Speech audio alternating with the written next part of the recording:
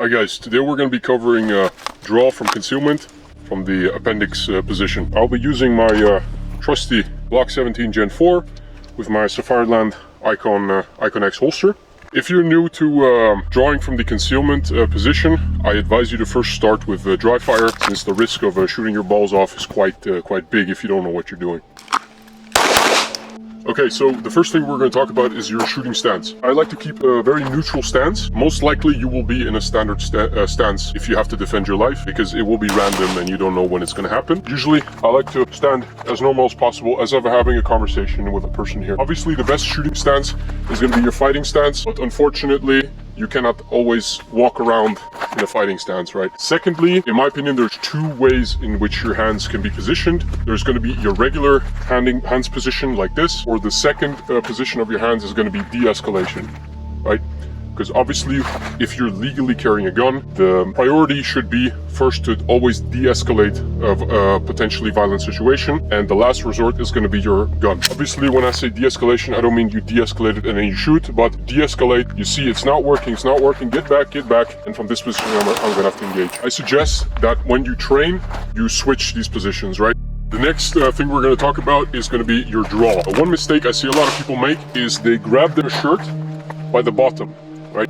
So the bottom of your shirt is going to be the most logical option to grab. However, it's also the hardest part of your shirt to grab. It's a small, delicate part, so it could be possible that you miss. In order to make sure that you always have a good, consistent grip on your shirt, grab it by the area where your belly button is with a full hand like this and pull it up. Next step is going to be getting your gun out of the holster. You grab a good, solid grip of your gun. What I like to do is really push my palm inside my grip, so I assure myself that I have a good grip. If not, you risk maybe grabbing it like this, where you don't have a good grip of your gun. Okay. So I want to get a solid grip of my gun, pull it up, and as soon as I can, I'm going to point my gun towards the threat, right? Because this is going to help me. If the threat starts moving towards me, I can already engage from this position, right? Obviously, shooting from this position is going to be suboptimal for accuracy, and you always want to have accountability for your rounds. But in the scenario where I have to shoot like this, I'm going to be very close to my target. So, you know, it's going to be an exception. You can't control that, unfortunately. The last part of the draw is going to be connecting your left hand to your pistol. Get your gun out, right? And as soon as I can, I'm going to start connecting my left hand to my pistol. And then I'm going to push my gun forward. So pushing my gun forward is going to allow me to get a faster sight picture, faster sight alignment. It's going to make it easier for you to align your sights instead of maybe going from here or from there, right? So you push your gun forward and you focus on your front sight, and then you start punching holes in your target. Like a normal draw.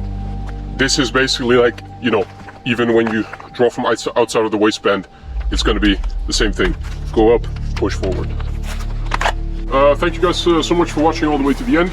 This was quite a basic video. I just covered some quick tips that helped me in my journey to get better at shooting from concealment. We might go over a more advanced video in the future where we cover drills, but this depends on you guys. You know, if you like this video, let us know, and we can make, you know, more in the future. See you guys.